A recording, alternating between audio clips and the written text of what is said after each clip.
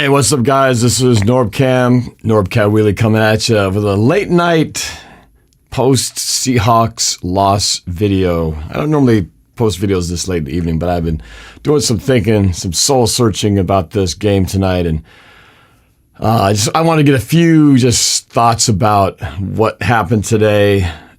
You know, the good, the bad, the ugly, and also kind of a little bit of a bigger, longer-term picture view on what I think is managing realistic expectations as a fan of this team.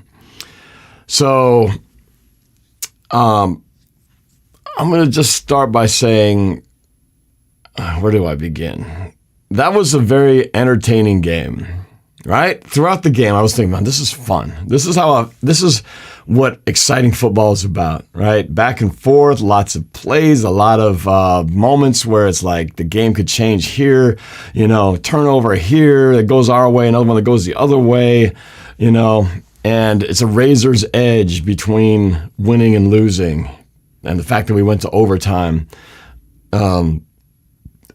exemplifies that fact. But no matter how you slice it, at the end, when your team loses, it just sucks. Right? It was a bummer. I mean, if you saw my live stream earlier, I lost it at the end. I normally try to keep everything pretty clean, pretty G-rated, but man, I was so pissed off the way that the game, the final play went. You know, I was cursing up a storm, and that's not usually what I do on my channel. So for those of you who I might have offended by doing that, I apologize. You know, that's normally not me, but sometimes you lose it, right? Feel free to chat in with your thoughts on here, what you thought about the game. I'm not going to take any calls or anything. I just want to get some thoughts off my mind here. But Ancient Hawk, I see you here. Monsoon, Biden 123. Bully McGuire, Addy, Luke, Black Mambo, 1112, 22, 24. Bully McGuire, Monsoon. We need a pass rush. Yeah, tell me what you think we need here. A lot of people saying we need a pass rush. All right, let's see. Let me start with the positives. So offensively, if you were to look at the stat line, particularly with Geno Smith, he didn't have a bad game, right? If I were to say, look, Geno went 27 for 37, 328 yards, 2 touchdowns, 1 pick, you'd be going, damn, he's still lighting it up. 328 yards. I mean, he outpassed, Derek Carr, and he had 3 touchdowns and 2 picks. We had 2 touchdowns, 1 pick, but and a passer rating of over 108, I believe. I mean, you'd think by itself that's pretty good, right? And for the most part, he did, right? He had some dimes, he had some great plays that got out of a 2nd and 17, got out of a 2nd and 23. I mean, I was like, damn, that's good. Most times you're screwed if you get that type of down and distance, and they were able to overcome both of those. Great ball to Tyler Lockett. His first catch of the day was a beautiful rainbow pass down that right sideline. He loves to go on that sideline, going north in the stadium from right to left. Couple nice scramble plays. Coming back to utilizing the tight end. Brandon Roger, hey, what's up, man? Thanks for being on here. Tan Fam, Chippy, Ricky, Sam, Domingo.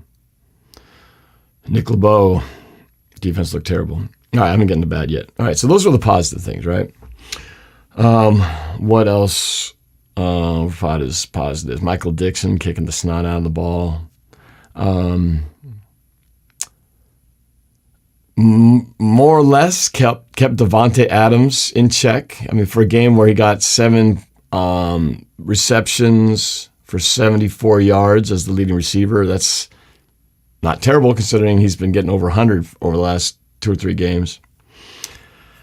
So there were a lot of good moments throughout that game. Moments where you thought, oh, we're going to win this, right? The defense, it's like you got to attack out of both sides of your mouth. Quandre Diggs with 2 interceptions in one game. First play of the game after the kickoff. Interception, set up the first touchdown. I'm thinking, oh, man, we're going to roll this game, right? It's just looking so good. He gets 2 picks. And we give him back. That's great, right? You forget about that, though, of course, when you lose. What else? Kenneth Walker didn't have a lot of yardage, but he got 2 touchdowns, One where he got pushed in, one where the first one after the interception went around the edge and went in there, and then another one where he looked like he was stopped and he just kept pushing the pile, beast mode style. He got 2 touchdowns. So that was cool. DK Metcalf, leading receiver for the Hawks, 90 yards of receiving on 11 catches, moving up the all-time list for Seattle receivers. Didn't get that touchdown, though. He had a shot at a touchdown, didn't get that one. But we lost the game. And now you got to look at the negatives. What were the negatives there? Well, the biggest glaring one was our defense. So while we did get a couple of takeaways by the interceptions, let's just look at a few of these staggering numbers, right? First downs, 27 to 22. This is all Raiders to us. 27 to 22. Third down, 8 for 14. That's better than 50% compared to our 3 out of 9. 1 out of 2 on fourth down. They had 77 plays to our 63 plays. But here's the killer right here. 576 total yards. Now, granted, they got like 83 or 84 of them all in that last play, but still, you take that play away, they still got 490 yards of offense. We had 372. I mean, that's a lot of yards. And on the ground, they had 293 passing, 283 rushing. Granted, again, that 83 was at the end, one play, but still 200 yards of rushing. And I said, somebody said, Norb, stop making these jinxing our video. And my buddy Mark said the same thing. Man, you make those stupid videos, man. Like, my videos have anything to do with it. Let's get real, right? But in my videos, I'm making a point. I'm making a point of my fun way of saying, here's what we got to do to stop the Raiders. And I made it very clear that Devontae Adams, we got to minimize him. We did. Josh Jacobs was our other one. Really, he was the number one priority. Josh Jacobs, I said, if you can keep him under 100 yards, we'll win the game. And if we can get our running game and more back to its original form, we would win the game. Well, neither of those things happened.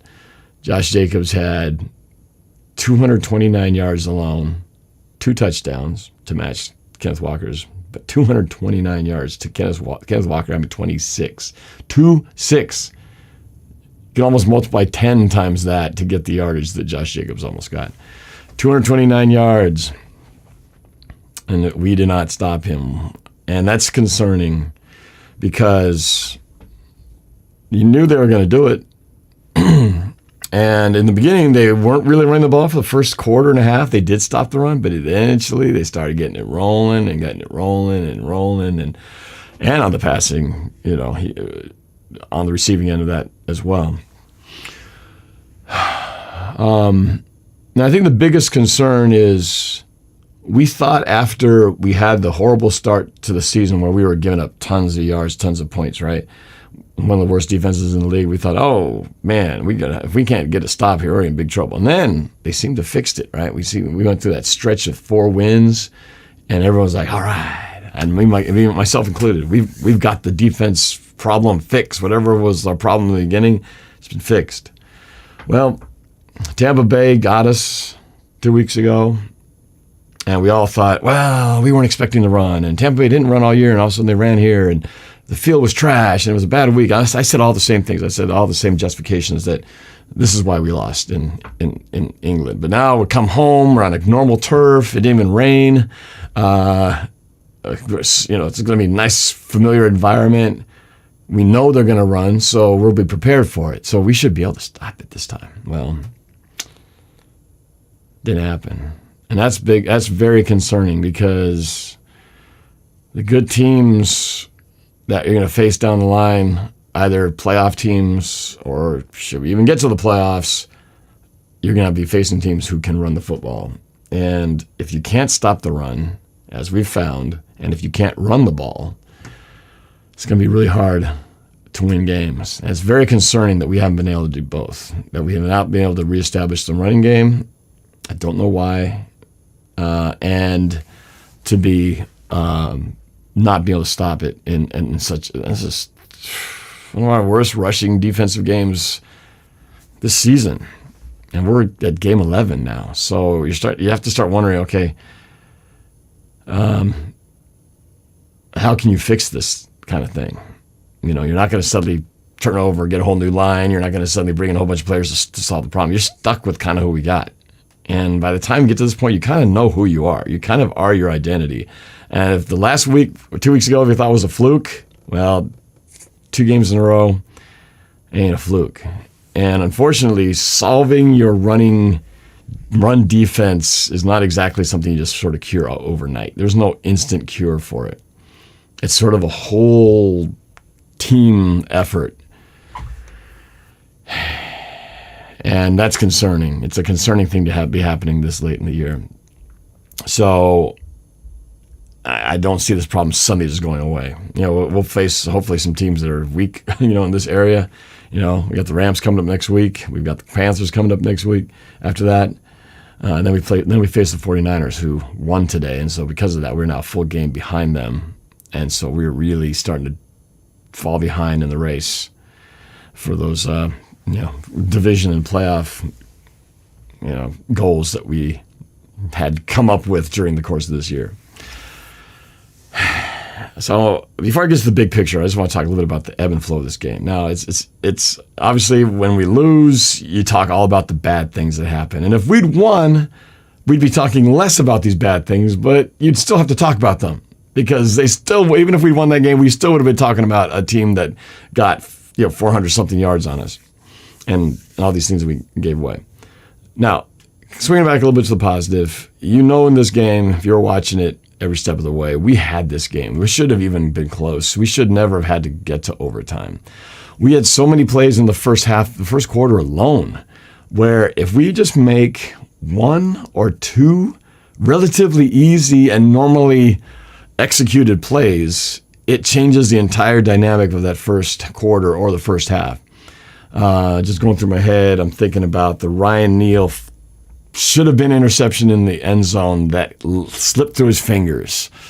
He gets that. We take the ball over. Raiders never score on their second drive. There's another play on 3rd down. Disley had a wide open seam route. Hits him right here. Everything's perfect. The throw, the poise, the hands up, and it somehow slips through his fingers. And we end up having to punt on that play. The 3rd down and I think it was 3rd and 5 from inside the 10-yard line, going in the towards the north end zone, where we completed a pass to the 5-yard line to lock it. It was completed. It was 1st and goal. We were going to get in, and it's negated by a illegal man downfield play. Another one that cost us a touchdown. We just settled for the field goal. The fumble. We were on this drive that was just masterful. I think that was one where we had to overcome maybe that play where we had to overcome the 2nd and 23. I don't remember for sure. But Gino, we're moving. We're down at like the 30-yard line of the Raiders, looking like we're just going to march to the end zone. And there's a fumble on the exchange or the attempt to not exchange with Kenneth Walker and him, and the ball falls to the ground and Raiders recover. That's another huge turning point in the game. So all these plays are just single plays by themselves, one moment. And if just those 4. And then there's whatever happened on the interception that Gino threw intended for, I think, Tyler Lockett, but he kind of slowed down, and it looked like he was just aiming for the linebacker, and he picked it up, and they scored the next play after that.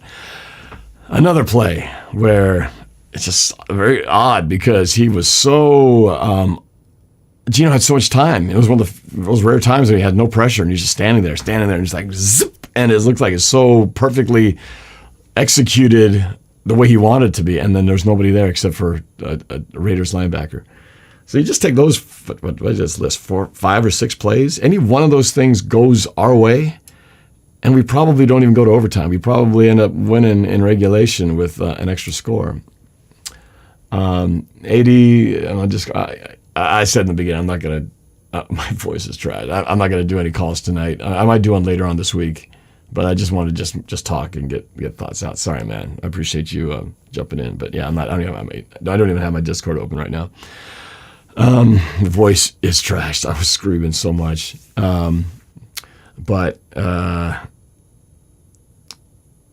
Eric, I'm going to get to your question about considering drafting a quarterback. But so in this game, yeah, missed opportunities, right? And you could say this about practically all of our losses this year. From the Falcons game, should have won that game. The Saints game, we should have won that game. The Tampa Bay game, we should have won that game. Fumble being a big negation to that. Then this game, we should have won this game. The only game that we really got completely dominated by was the 49er game in week 2. Outside of that, every game we had a chance to win. But there's a bunch of teams, including the Raiders, who could be saying the same thing. They were 3-7 going into this, and they could have easily been 6-4. They had 2 scored leads, double-digit leads in like 3 of those games. So instead of being 3-7, they could have been 6-4. They could have been in our position. And I said in my video, my little joking Darth Vader video too, that I said not only these are the things we got to key on, but that the Raiders are a better team than on paper that they are. Boy, I hated hearing all the critics and the experts saying, "Oh yeah, Seattle's gonna win. Seattle's gonna win," and all these guys picking Seattle. I hate when that happens because I always feel like too much mojo, too much high expectations going on our way. So yeah, we could have won that game. We could have won the game. And a couple of questionable calls. The catch, I thought DK caught that, but we only had one view to look at in the stadium, and it was even hard to see because it was almost out of frame, so we couldn't see how well he caught that ball. But thought that he had that one. That would have been a huge point. And then that play where they had the fumble, didn't realize it was a stoppage of forward progress being stopped, and so he couldn't review that play. But that would have ended the game right there because that was their final drive to tie the game up, sent to overtime. And if we'd gotten that one, then the punt where he fumbled, muffed it. If we got on that, we would have ended the game right there. So we had all these moments, but we didn't do it. And I think the good teams do. The good teams don't go, "Oh, we almost had it." And that's kind of what our seasons is kind of becoming now. And, we're 6-5. We're a game over 500 now. And it felt like for a while we were like this first place running away with the division looking team. And suddenly we find ourselves, besides the fact that the Cardinals and the Rams are sucking, which is why it puts us into a nice feeling like we're in solid second place. But we're above average team. We're a 6-5 team. And like they always say, you are what your record says you are. All those little plays aside, and then I'm going to bring into my point that I have gotten a lot of flack for, but I'm stand by it. And I said it throughout my broadcast, the live stream today. And I said, all right, here's one of those games where I'm asking that question for Gino to prove to me that he is the franchise quarterback who, when it's clutch time and you got to win the game with 2 minutes to go in regulation or 2 minutes to go or 5 minutes to go in overtime to seal this game up, that you were going to do it. Now, you didn't do it. You had two chances to do it in regulation and in overtime. AD with the super chat says, "That vulgar storm of yours, I feel you." I did go off. Like I said, I already said that at the beginning. I addressed it at the beginning. I apologize for anyone who's offended, because I normally try to keep this, mostly because I know there's younger kids on the show who watch my channel. I think about them when I talk, that I don't want to, the thought of a 6 or 7 year old hearing me say these F-bombs and S-bombs and all this stuff, I cringe at myself knowing, what's their parents going to think when they know their kids watching and things like that. So, but sometimes you can't help it, right, Mom and Dad? Sometimes you really can't help it when the emotions get to you. Still just a guy, emotional guy who gets caught up in the passion of this. So, all right. So where was I going with this point before I got distracted? Oh, the Geno Smith quandary. So I've been saying it, and I'm not knocking Geno. He played a great game, right? Outside that brutal turnover and the fumble.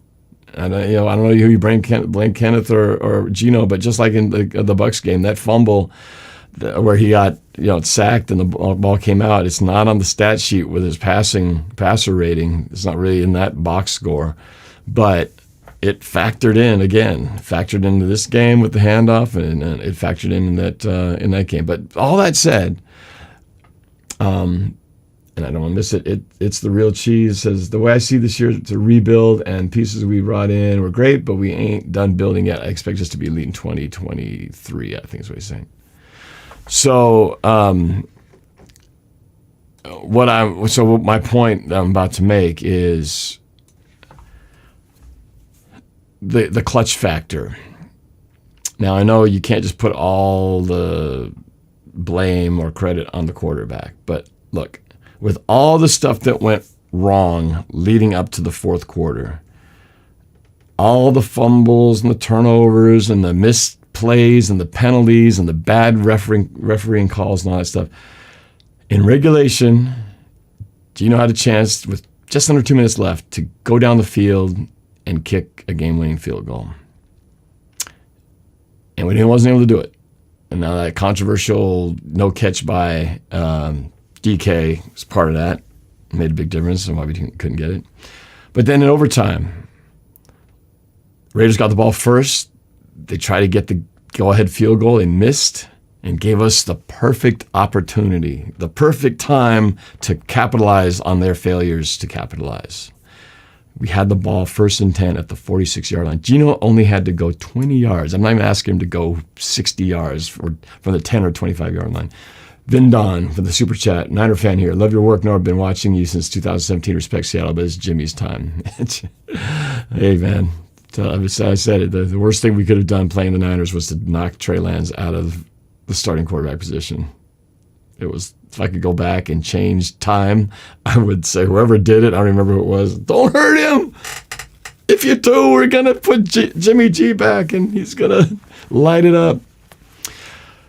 But Geno Smith, going back to my overtime, he had first down at our own 46-yard line. You realistically only have to go about 20 yards to get to about the 35-yard line for Jason Myers' long field goal range. We got 5 yards on, I think, a pass and a stuffed run for nothing, and then he got sacked. Now, I know it's not on the quarterback. Some of it's the play calls. Some of it might be some execution, maybe some blocking. Speaking of execution, our line got owned today. Our center, Austin Blythe, I don't know what happened, but he got, just on the few plays I actually got to see on the replay, he whiffed on some bad blocks, which resulted in negative run plays. So there's something that had to be fixed there. And some of our tackles who've been playing great, our rookies, they got taken to school today with some serious pass rush that, not all Geno's fault. It wasn't like he was standing there all taking too long. It was like pocket collapsing. I don't blame him for that. But nonetheless, I still haven't seen it yet. I haven't seen Geno do that thing that I'm asking, that I so badly want to see, to become the total Geno fan. There it is. Geno has shown me he can pull the game out when we're down and we need to get that score to get the last second win, or in overtime or regulation. And for whatever reason, it just hasn't happened yet. Coincidence or whatever, but you put Patrick Mahomes in that situation, you put Josh Allen, and you feel like these guys are gonna get it done, especially at least 20 yards, piece of cake. They'll get that one throw. But those guys, you give those guys 2 minutes and the ball at the 25-yard line, they're going to go down the field and score. I mean, it's not even it's almost more like, well, they're going to score too quickly, but they're going to score. And when it's us, I just have this, oh no. Here it is, it's Geno clutch time, which for whatever reason seems like he's just hasn't been able to do it. Blame whatever you want, but it just hasn't happened. And again, when it becomes one or two fluke things is one thing, but it's become the pattern and it just doesn't happen. Well, something's just not quite right there. So hard at a game when everything's so close. So, all right, so now we're sitting here at 6-5. Now, we can still talk about playoffs. It's fun to keep thinking about it because you look at the schedule here and you go, okay, look, we're not out of it yet. We could, beat the Rams. They're sucking. That'll make us 7-5. We could beat the Panthers. They suck. And thank you, Carolina, for beating Russ.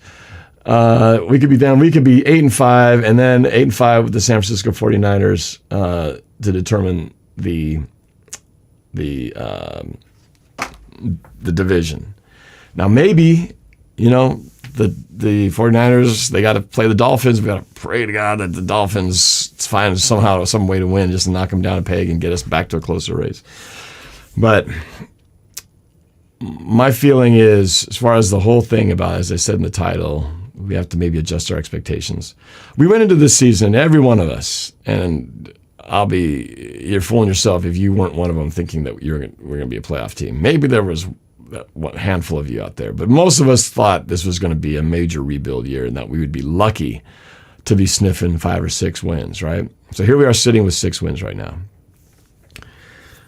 I don't think we'll go winless the rest of the way, so we're going to exceed all the expectations we had at the beginning of the year. But what happened along the way was suddenly we got hot and we were in first place, and you start thinking, oh, shoot, screw 500, screw 6 wins. Shoot, we can win this. We could go to the playoffs. Heck, maybe we could even go to the Super Bowl. And you start raising that bar thinking it's all going to be peach keen after we got those 4 wins in a row.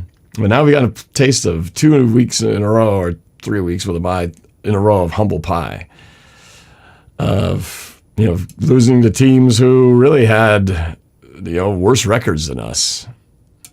And Dev Peterson, thanks for the super chat, man. I appreciate it.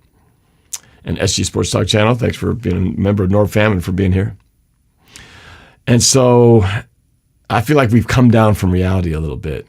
And we've seen it on both sides of the ball. We've seen it from our, defensive line. We've seen it from, the linebackers. Cody Barton's concerning, man. On that last play, Cody Barton got locked up in the wash.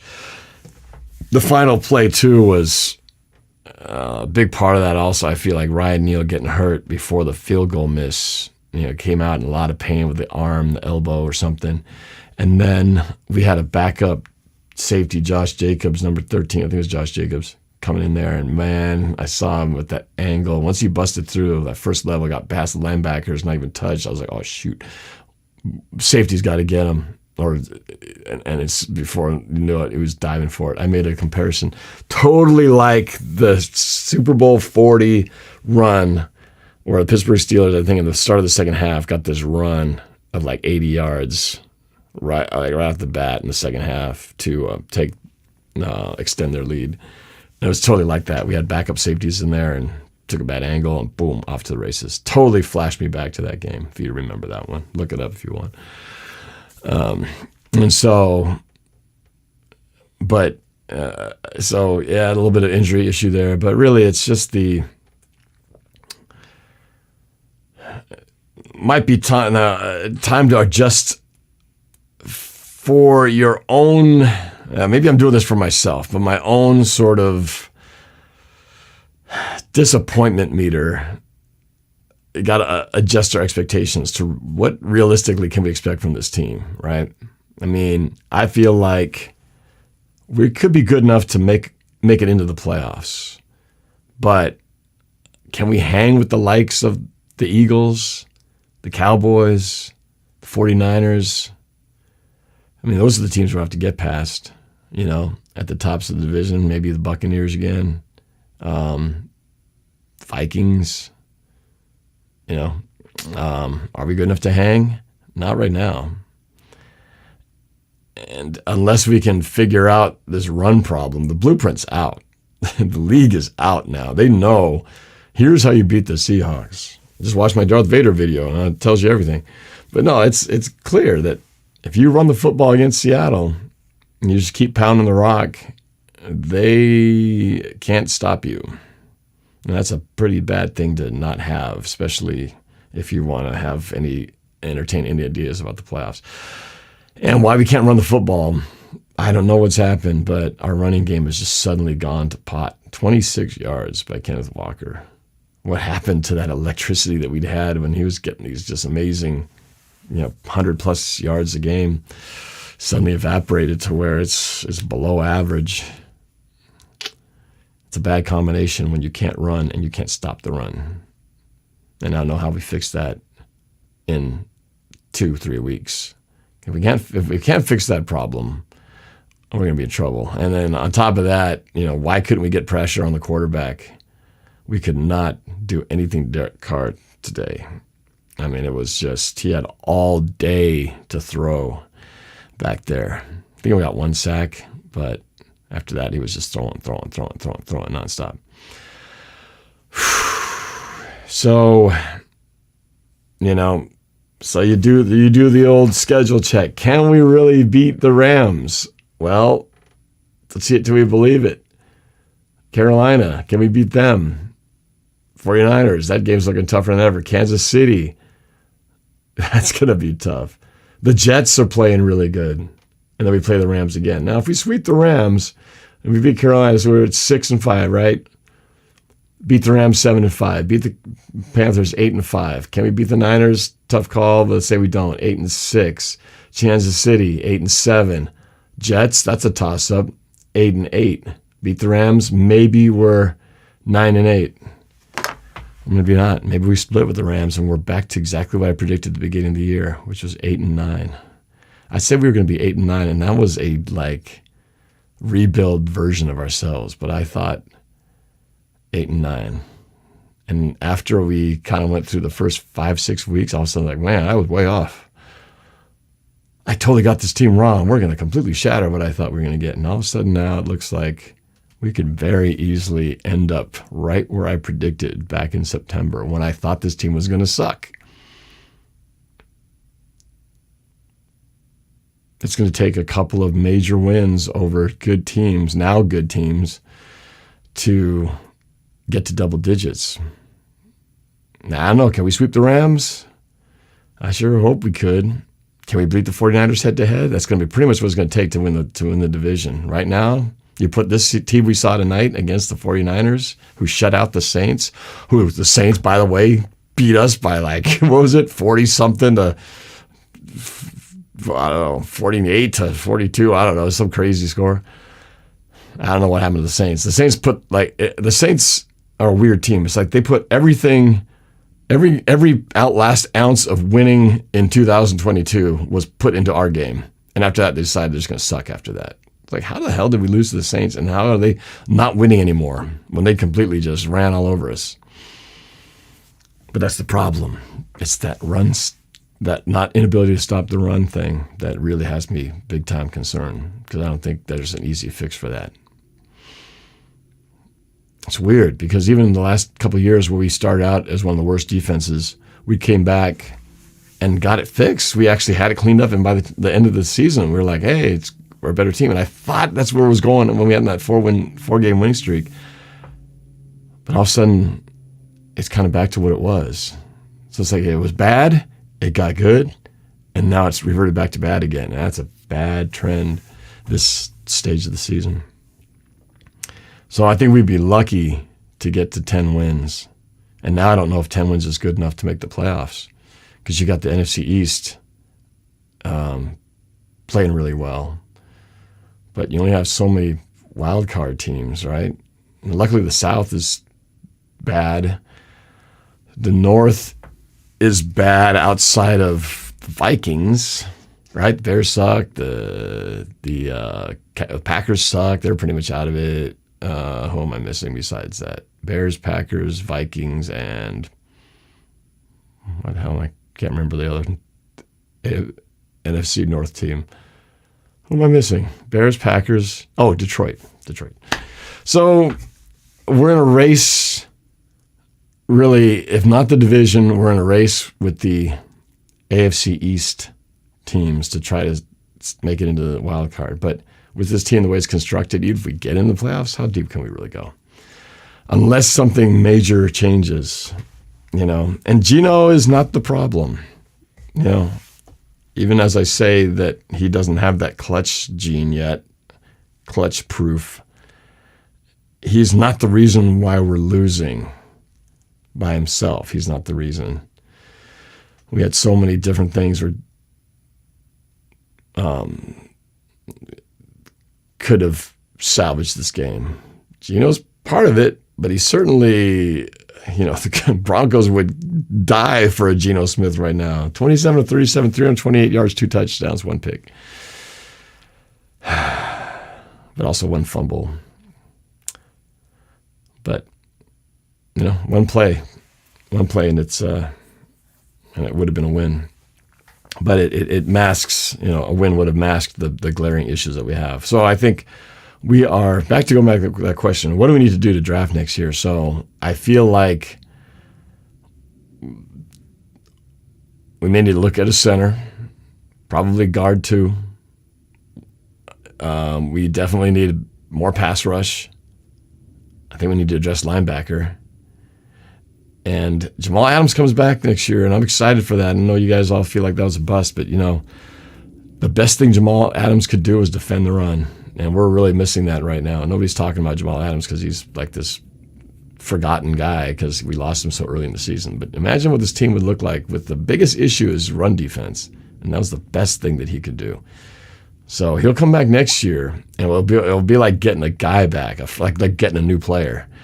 Suddenly, assuming he can stay healthy this time, but Jamal Adams will himself alone solve a certain chunk of the running game issue. So I'm excited about that we don't have to completely go overboard to find a guy to help stop the run because Jamal Adams will do that. But we still got other holes to fill.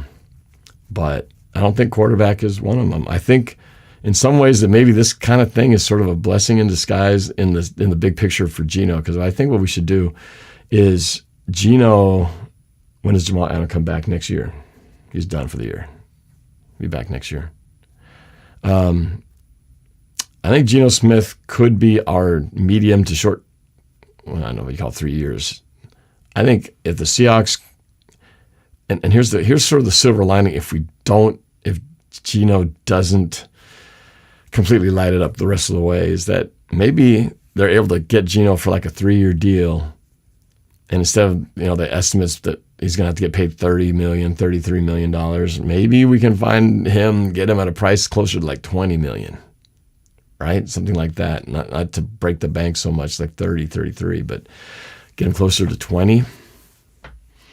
And we still could look to draft a quarterback, but we don't have to draft like a win now franchise quarterback type guy. We could afford to put that into other places because Geno's playing good enough to win.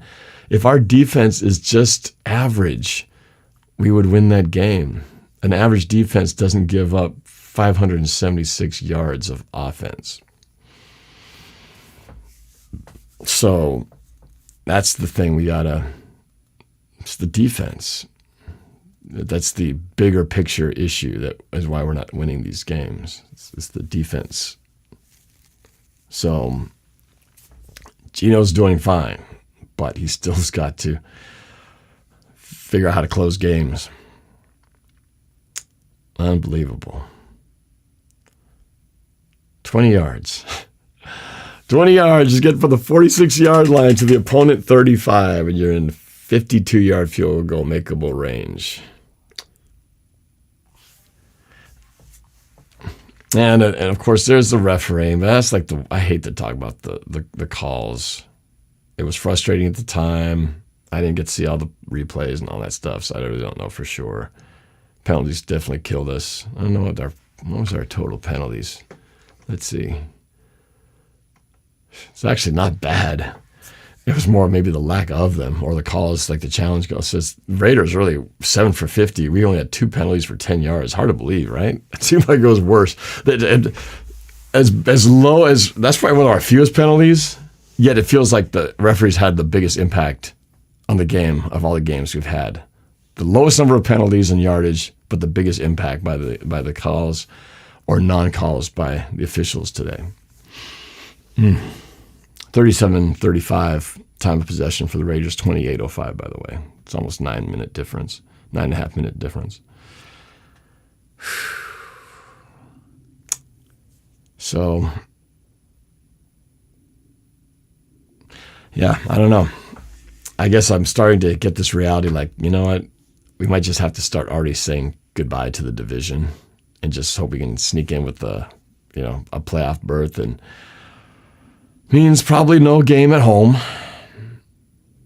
And depending on how we're playing, I think we'll know for sure what our eventual destiny is going to be by the time we get to the 49er game. It may not matter by the time we get to the 49er game. We may know already what this team looks like because we will have faced the Raiders, the Rams, and the Panthers by that time. We already saw the Raiders result.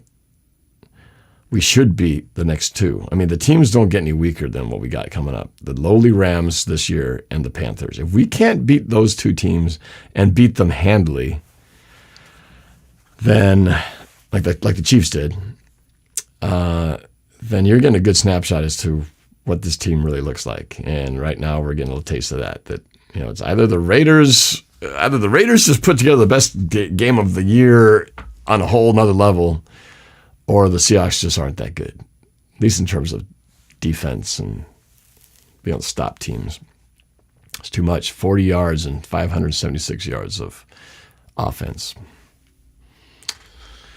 So we'll know. But I think I'm just already starting to adjust my expectations. Doesn't mean I'm giving up. Doesn't mean I'm going to stop going to games. Doesn't mean I'm going to, not root for them anymore or wish for them to tank. I never wanted that even when I thought they were going to suck. I'm going to do just as much. I'm going to work just as hard so my voice is trashed again, I'm sure, by the next home game. But realistically, I think I'm just having to back off the Kool-Aid a little bit and stop dreaming about I start talking to people, hey, we made it to the Super Bowl this year. We'd be going back to Arizona, where the last Super Bowl was. Time to, stop talking about that craziness and just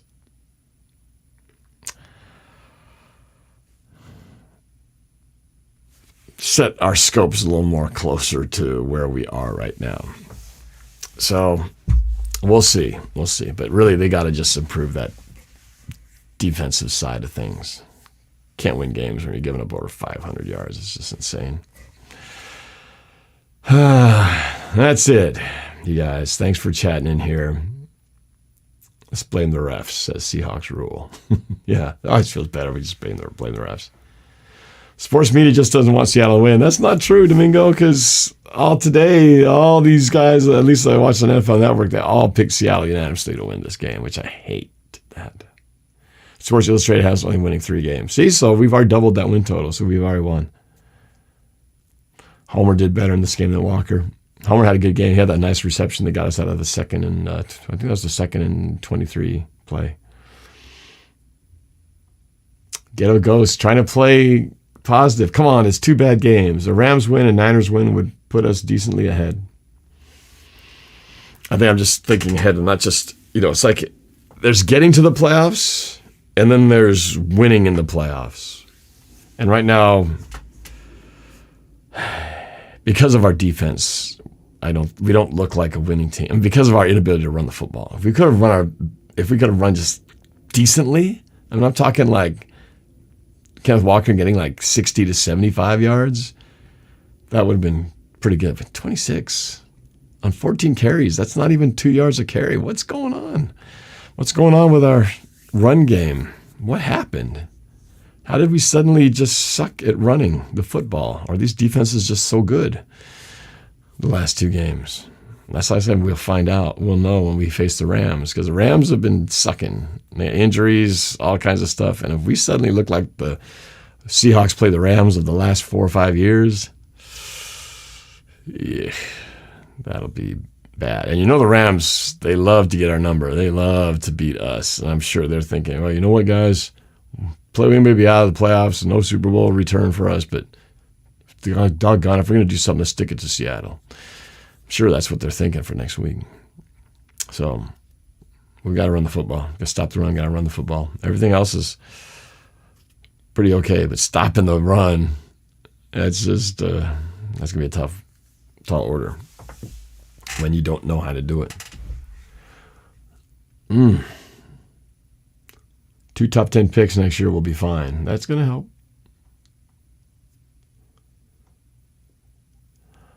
Shinjin, thanks for the talk. Norb needed us to wind down after that game. I did too, man.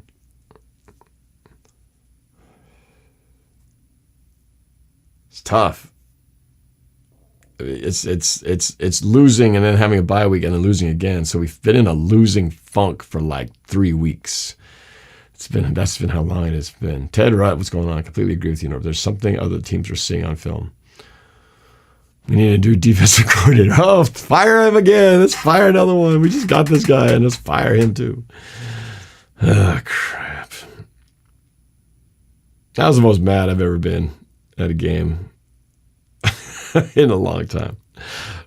Super Bowl 49, if you watch my reaction there, the only reason I didn't lose it more was because the guys in front of me, the Patriots fans, were such annoying jerks. I didn't want to give them the satisfaction of them seeing me upset. It's the only reason I didn't like scream out. I felt like William Wallace in Braveheart. Just cry out for mercy. Yeah, I didn't want to give them the satisfaction, but I wanted to scream and curse and all this stuff, and I had to bite my tongue. But this has been a while since we've had a game like this. And I think it's not just the frustration of losing, it's the frustration of what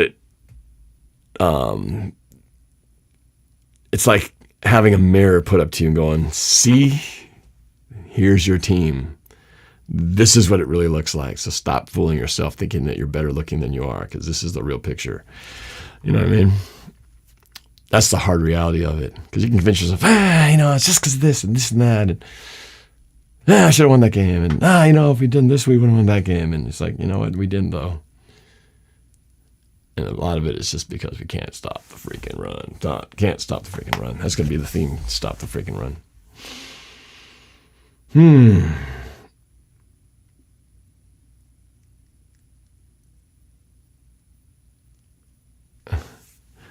AD. Oh, yeah. I'm fine. This is completely non-football related, but to add to this, so I'm actually scheduled to get a colonoscopy done on Tuesday, day after tomorrow. And if you don't know what a colonoscopy is, it's where they go in with a little scope and a little tool up your butt, and they examine your digestive system, and they try to check and get rid of any polyps that might be in there. It's a standard thing you do when you get to my age. Should have done it 2 years ago, actually. Been putting it off. But the hard part about this is the day before, which is tomorrow.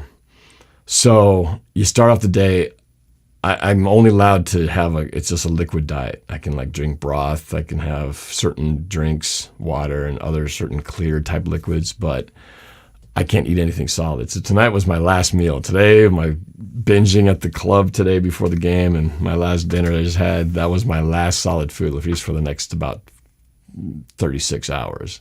Tomorrow, I go to a liquid diet, and then I got to take this concoction of laxatives and other things that basically will turn whatever I have left in my system into a runny fluid. So I'll be like peeing out of my butthole until tomorrow night and into the morning, so that everything inside just washes down the drain like Roto-Rooter.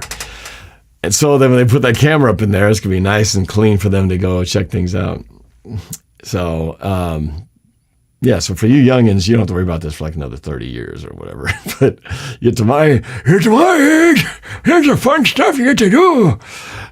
So I get to do that tomorrow.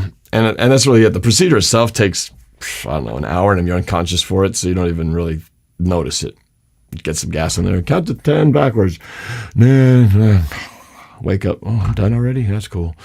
But it's the prep beforehand. So, and I've heard horror stories from my sister and other people how they've had a hard time drinking the drink, the solution that gets everything to clear out, of just that tastes horrible, and they're throwing up, and they got the runs and all this stuff. So I've got this fear on how it's going to go.